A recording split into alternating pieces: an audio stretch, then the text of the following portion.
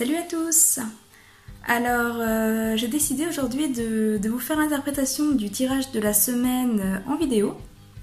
Donc, comme certains d'entre vous le savent déjà, j'ai été à un séminaire ce week-end à Toulouse. Et lors de la journée de dimanche, nous avons fait en fait un travail de développement personnel pour oser un petit peu poser des actions et sortir de notre zone de confort. Et de mon côté, sortir de ma zone de confort, c'est faire des vidéos solo. Voilà. Donc je profite de ce tirage pour faire du coup ma première vidéo, ce qui n'est pas facile pour moi.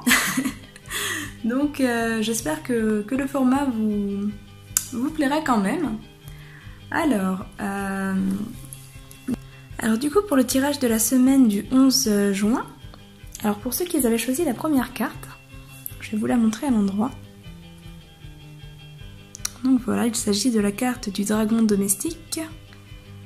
C'est une carte en fait qui vous invite à être un peu plus attentif à tout ce qui se passe autour de vous, aux signes, aux messages que l'on vous envoie. C'est une carte qui indique que vous êtes actuellement guidé, accompagné, notamment par des animaux.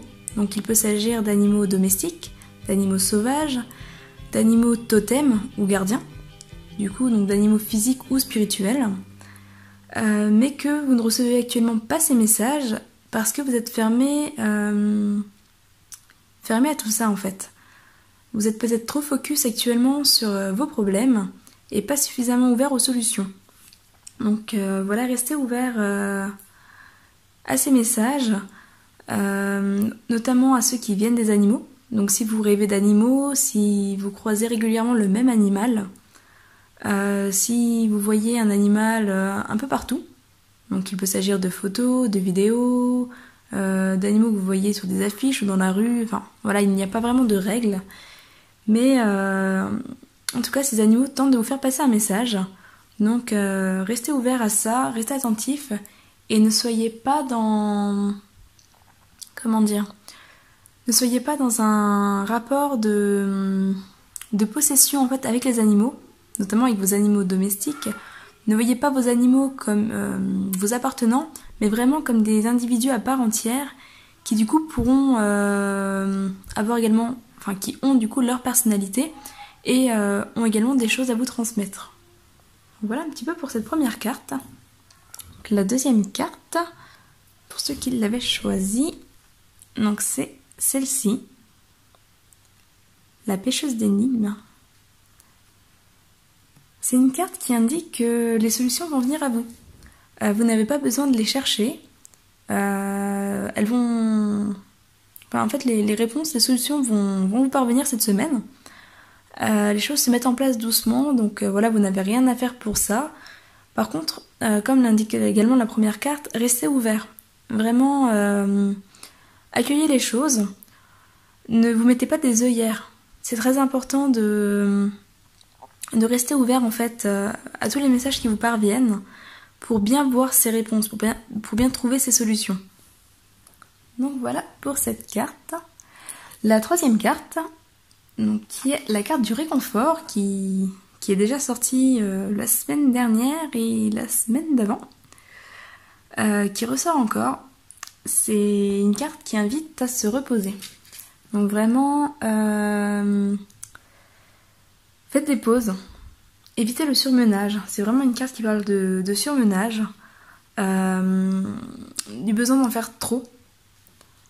De toujours vouloir se dépasser, de ne pas accepter de se faire aider, de déléguer. Et c'est vraiment une carte qui vous invite à ça. Faites des pauses, changez-vous les idées, sortez, voyez autre chose. Entourez-vous de personnes qui seront en mesure de vous faire penser à autre chose, avec qui vous pourrez parler de tout, excepté de ce qui vous prend votre temps actuellement, pour vraiment avoir cette coupure. C'est une carte aussi qui vous renvoie à tout ce qui est remède naturel, tout ce qui va être essence florale, à la nature. Donc utilisez la nature, surtout si vous êtes fatigué ou stressé actuellement, voilà, retrouvez-vous en fait dans la nature, que ce soit en voyage méditatif dans la nature par exemple, ou simplement en vous baladant, et bien sûr en utilisant tout ce qu'elle met à votre disposition pour vous aider au quotidien. Donc voilà un petit peu pour les cartes de la semaine. Si vous en avez choisi plusieurs, comme d'habitude, je vous laisse les recouper. Pour ceux qui n'auraient pas forcément compris la vidéo, je vais de toute façon noter toutes les réponses à l'écrit, également comme chaque semaine. Et voilà, si vous avez des questions, n'hésitez pas, que ce soit en commentaire ou en message privé, je vous répondrai aussi vite que possible. Et je vous souhaite une belle semaine, une belle soirée, et je vous dis à très bientôt. Bye bye!